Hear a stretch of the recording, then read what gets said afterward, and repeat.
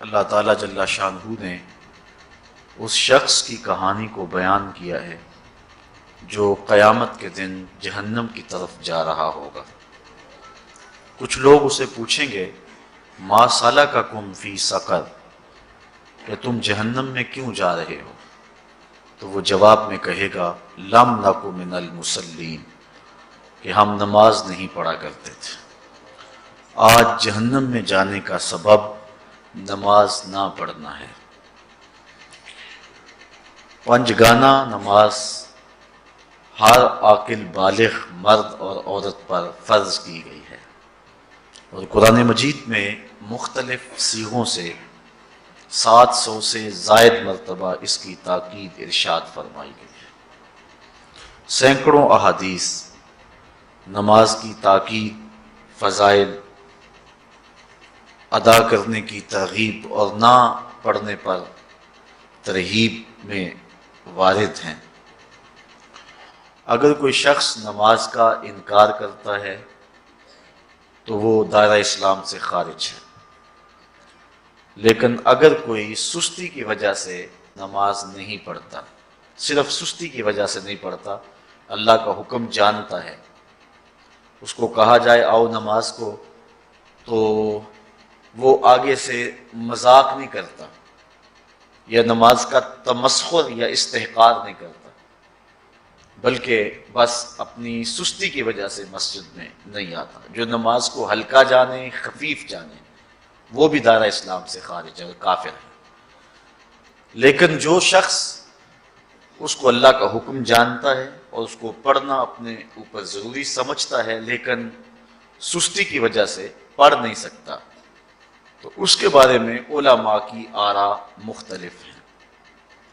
حضرت امام اسحاق اور حضرت امام احمد رضی اللہ تعالی عنہما آپ تو فرماتے ہیں کہ ایسا شخص کافر ہے اور اس کو قتل کرنا واجب ہے۔ حضرت امام مالک کا قول ہے کہ، اور امام شافعی کا بھی یہی قول ہے، وہ بھی کہتے ہیں کہ اس کو قتل کیا جائے گا اور بطور حد قتل کیا جائے گا۔ حضرت امام اعظم امام ابو حنیفہ علیہ رحمہ آپ فرماتے ہیں کہ بے نمازی کو قتل نہیں کیا جائے گا، بلکہ اس پر تعزیر نافذ ہو۔ یہ حاکم وقت کی ثواب دید پر ہے کہ وہ اس پر کیا سزا دیتا ہے، اور فرمایا اس کو 7 قید کیا جائے گا اور توبہ کے لیے اس کو زور دیا جائے گا۔ اگر وہ توبہ کر لے تو اس کو قید سے باہر نکال لیا جائے گا، ورنہ اس کو قید رکھا جائے گا۔ صحابہ کہتے ہیں کہ ہم کسی عمل کے تارک کو کافر نہیں سمجھتے تھے سوائے نماز کے تارک کے، اور آقا کریم علیہ السلام کا ایک فرمان ہے من ترک الصلاۃ متعمدا فقد کفر جہارا،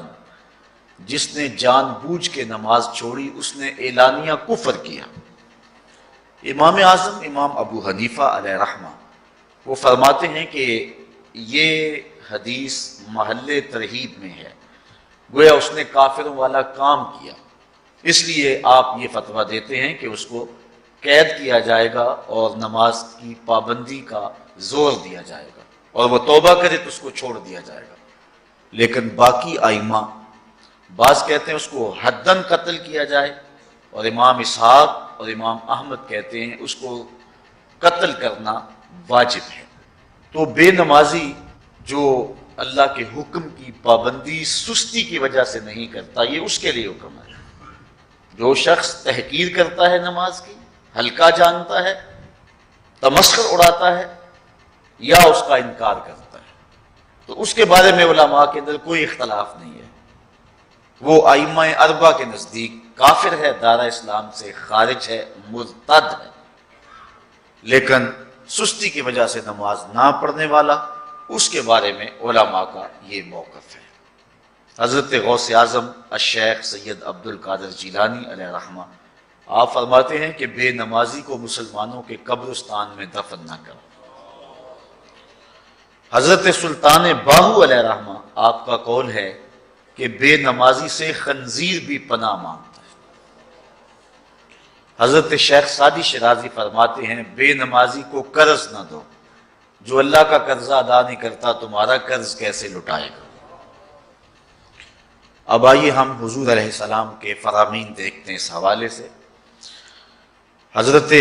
جابر بن عبداللہ انصاری رضی اللہ تعالی عنہ سے مروی ایک روایت، جس کو امام ابو داؤد نے روایت کیا، امام نسائی نے روایت کیا، دیگر محدثین نے روایت کیا۔ آقا کریم نے ارشاد فرمایا بین الرجل و بین الکفر ترک الصلاۃ، آدمی اور کفر کے درمیان ترک صلاۃ ہے، یعنی بندہ مومن اور بندہ کافر کے درمیان ترک صلاۃ ہے۔ جو نماز پڑھتا ہے وہ مومن ہے، اور جو نماز نہیں پڑھتا تو وہ کافروں والا کام کرتا ہے، یا دیگر ائمہ کے نزدیک وہ کافر ہے۔ یہ ترہیباً نہیں بلکہ یہ حکم ہے۔ اور حضرت نبی رحمت صلی اللہ علیہ وسلم کا ایک دوسرا فرمان ان الفاظ کے ساتھ ہے بین الرجل و بین الشرک والکفر ترک الصلاۃ، شرک و کفر اور بندہ مومن کے درمیان نماز ترک کرنا ہے۔ حضرت امام ابن ماجہ نے ان الفاظ کے ساتھ روایت کو نقل کیا ہے بین الکفر والایمان ترک الصلاۃ، ایمان اور کفر کے درمیان نماز کا ترک کرنا ہے۔ اور آقا کریم علیہ السلام کا وہ فرمان جو حضرت انس سے مروی ہے، جس کو طبرانی نے اپنی موجم میں لکھا، بھی آپ کے سامنے میں نے رکھا، کہ حضور نے فرمایا من ترک الصلاۃ متعمدا فقد کفر جہارا، جس نے جان بوجھ کے نماز چھوڑی اس نے اعلانیہ کفر کیا۔ حضرت ابو ہریرہ رضی اللہ تعالی عنہ سے ایک روایت ہے کہ وہ فرماتے ہیں لا سہم فی الاسلام لمن لا صلاۃ ولا صلاۃ لمن لا وضوء لہ، کہ اس شخص کا اسلام میں کوئی حصہ نہیں ہے جو نماز نہیں پڑھتا، اور اس شخص کا نماز میں کوئی حصہ نہیں ہے جو وضو نہیں کرتا۔ وضو کے بغیر نماز نہیں ہوتی، اور نماز کے بغیر اسلام نہیں ہوتا۔ اور اسی روایت کو بالفاظ دیگر حضرت عبداللہ ابن عمر رضی اللہ تعالی عنہ نے حضور سے یوں روایت کیا ہے، طبرانی نے اپنی موجم میں اس کو لکھا لا ایمان لمن لا امانتہ ولا صلاۃ لمن لا طہور لہ ولا دین لمن لا صلاۃ لہ۔ حضور فرمایا کہ اس شخص کا ایمان نہیں جس میں امانت نہیں، اور اس شخص کی نماز نہیں جس کو پاکیزگی حاصل نہیں، اور اس شخص کا دین نہیں جس کو نماز نصیب نہیں۔ حضرت امام ابن ماجہ نے اس روایت کو اپنے الفاظ کے ساتھ روایت کیا ہے۔ حضرت بریدہ رضی اللہ تعالیٰ عنہ اپنے باپ سے روایت کرتے ہیں، اور وہ حضور سے روایت کرتے ہیں۔ حضور علیہ السلام نے ارشاد فرمایا ان العہد الذی بیننا و بینہم الصلاۃ فمن ترکھا فقد کفر، کہ ہمارے اور ان لوگوں کے درمیان جو معاہدہ ہے وہ نماز کا ہے، جس نے نماز کو چھوڑ دیا اس نے کفر کیا، یعنی ہمارا اور ان کا پھر اب معاہدہ باقی نہیں رہے گا۔ حضرت امام بخاری نے روایت نقل کی ہے، حضور نے ارشاد فرمایا من ترک الصلاۃ العصر فقد حبط اعمالہ، جس نے عصر کی نماز چھوڑی اللہ اس کے سارے عمل برباد کر دیتا۔ حضرت ابو ہریرہ رضی اللہ تعالی عنہ سے روایت ہے، جس کو امام ابن ماجہ نے اور امام نسائی نے روایت کیا ہے، وہ حضور سے روایت کرتے ہیں، بڑی مشہور روایت ہے۔ حضور نے ارشاد فرمایا ان اول ما یحاسب بہ العبد بصلاتہ فان صلحت فقد افلح وانجح وان فسدت فقد خاب وخسر۔ فرمایا قیامت کے دن بندے سے سب سے پہلا حساب نماز کا لیا جائے گا۔ اگر اس کی نماز ٹھیک ہو گئی تو وہ فلاح پا گیا، اگر پہلا تول ٹھیک آ گیا تو وہ کامیاب ہے، وانجح اور نجات پا گیا، وان فسدت فقد خاب وخسر، اور اگر پہلا تول ہی ٹھیک نہ ہوا تو پھر وہ ذلیل و رسوا ہو گیا۔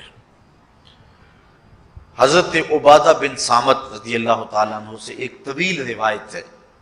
وہ کہتے ہیں کہ حضور علیہ السلام نے مجھے 7 چیزوں کا حکم دیا، مجھے وصیت کی کہ ان 7 کاموں کو کرنا ہے۔ ان کے اندر جو دوسری چیز تھی وہ حضور نے یہ ارشاد فرمائی وَلَا تَتْرُكُوا الصَّلَاةَ مُتَعَمِّدِينَ فَمَنْ تَرَكَهَا مُتَعَمِّدًا فَقَدْ خَرَجَ مِنَ الْمِلَّةِ، کہ جان بوجھ کے کبھی نماز نہ چھوڑنا، جس نے نماز چھوڑی وہ ملت اسلامیہ سے نکل گیا۔ اور حضرت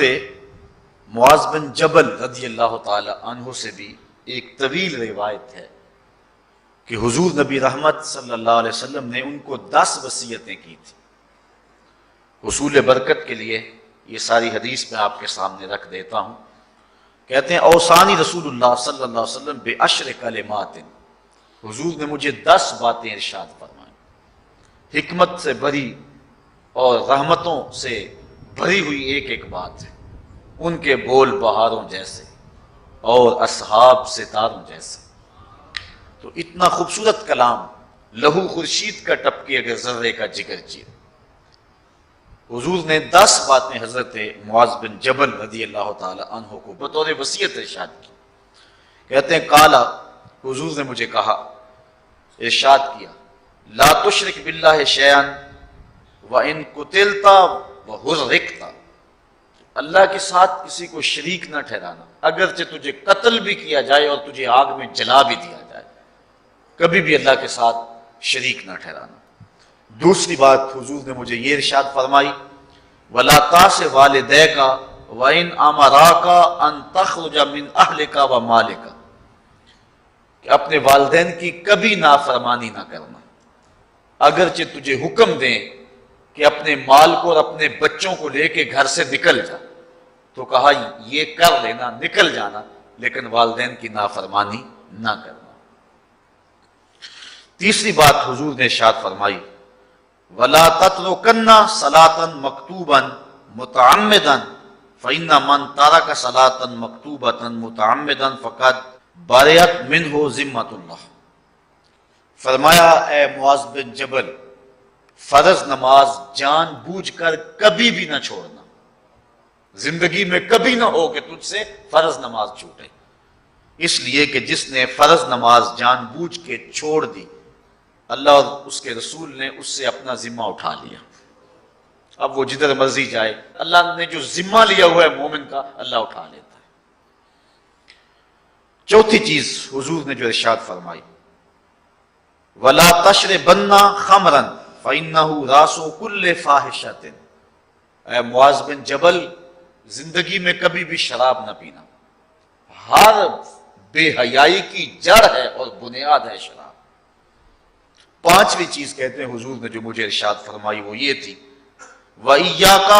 وَالْمَعْصِيَةَ فَإِنَّ بِالْمَعْصِيَةِ حَلَّ سَخَطُ اللَّهِ، کہا کبھی اللہ کی نافرمانی نہ کرنا، اللہ کی نافرمانی سے اللہ کی ناراضگی مول لینے والی بات ہے،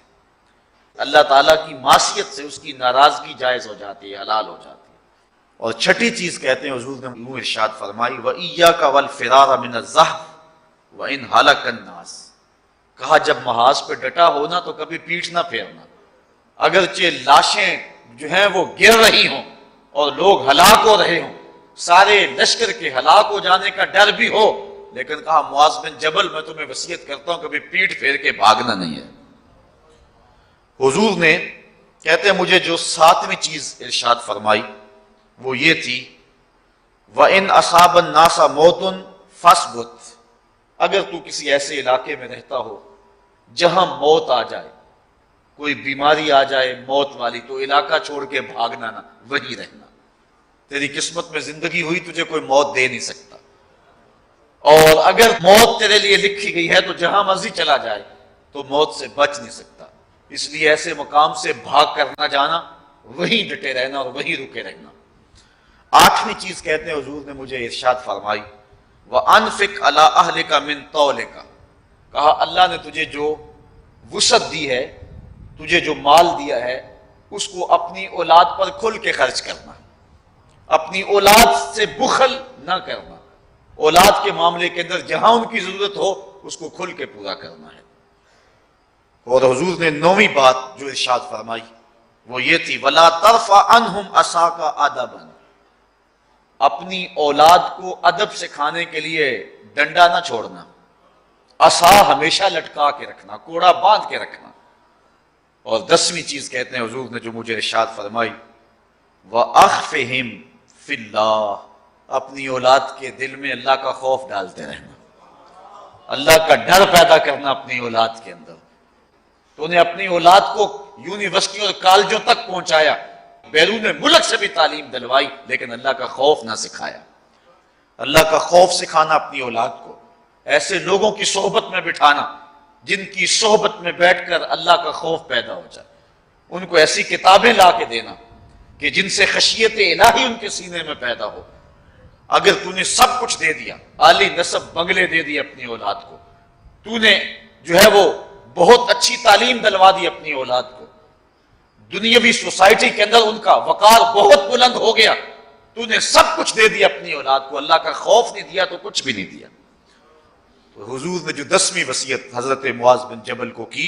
وہ یہ ہے کہ انہیں اللہ سے ڈراتے رہنا، اللہ تعالیٰ کا خوف، ان کی خشیت ان کے سینے میں پیدا کرنا۔ اللہ اکبر۔ حضور کا ایک اور فرمان سنیے، حضور نے فرمایا کہ جو شخص نماز چھوڑتا ہے، ایک طویل حدیث ہے جس کا یہ حصہ ہے، وَقَانَ يَوْمَ الْقِيَامَةِ مَعَ قَارُونَ وَفِرْعَوْنَ وَحَامَانَ وَأُبَيِّ بْنِ خَلَف، جو نماز ترک کرتا ہے قیامت کے دن قارون کے ساتھ، فرعون کے ساتھ، حامان کے ساتھ اور ابی ابن خلف کے ساتھ کھڑا کر دیا جائے گا۔ جس صف میں اللہ کے دشمن کھڑے ہوئے ہوں گے، بے نوازی کو بھی اس صف میں کھڑا کر دیا جائے گا۔ کتنی رسوائی، کتنی ذلت ہے۔ کوئی بندہ یہ گوارا کرتا ہے کہ مجھے اس صف میں کھڑا کر دیا جائے جس میں دشمنان خدا کھڑے، دشمنان رسول کھڑے، میری کوئی بہن، میری کوئی بیٹی کیا یہ گوارا کر سکتی ہے کہ اس کو حضور پہ کانٹے پھینکنے والی ام جمیل کے ساتھ کھڑا کر دیا جائے، اس کو حضور کو اذیت دینے والی عورتوں کے ساتھ کھڑا کر دیا جائے؟ نہ میری کوئی بہن اور نہ کوئی میری ماں اس بات کو گوارا کرتی۔ تو جب ہم یہ گوارا نہیں کرتے تو پھر ہمیں عزم کرنا چاہیے کہ آج کے بعد نماز نہیں چھوڑنی ہے۔ میں نے کسی جگہ پہ یہ بات بیان کی اور ساری گفتگو اسی عنوان سے ہوئی، کچھ ماحول ایسا بنا ہوا تھا، تو مجھے بعد میں صابر نامی وہاں کے ایک ساتھی نے فون کیا 2 یا 3 دن کے بعد، کہنے لگا کہ ہماری بستی میں ایک شخص بھی بے نمازی نہیں رہا ہے۔ اس حدیث کا زور اتنا ہے، اس حدیث کا وزن اتنا ہے۔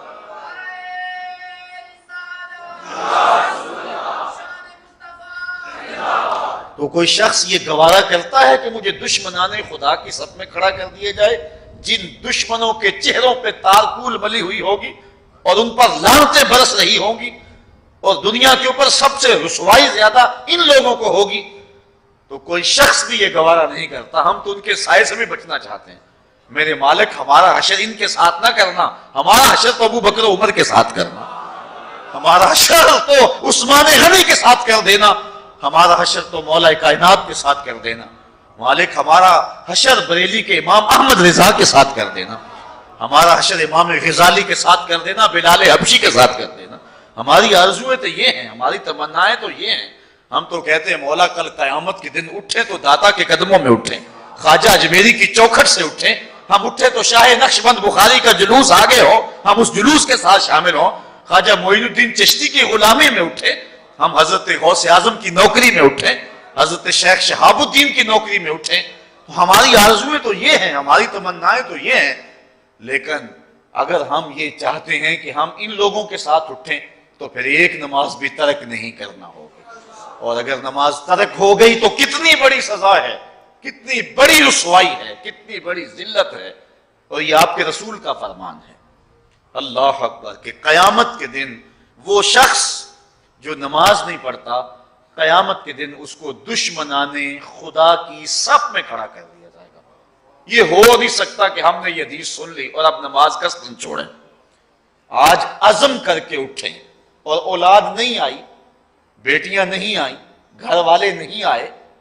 لیکن جا کے اس بات کو گھر میں نافذ کرنا ہے، اس کو حکماً نافذ کرنا ہے گھر کے اندر۔ ہمارا گھر ہو رسول اللہ کی امتی کا اور گھر میں کوئی بے نماز ہو یہ حکم دینا ہے وَأْمُرْ أَهْلَكَ بِالصَّلَاةِ،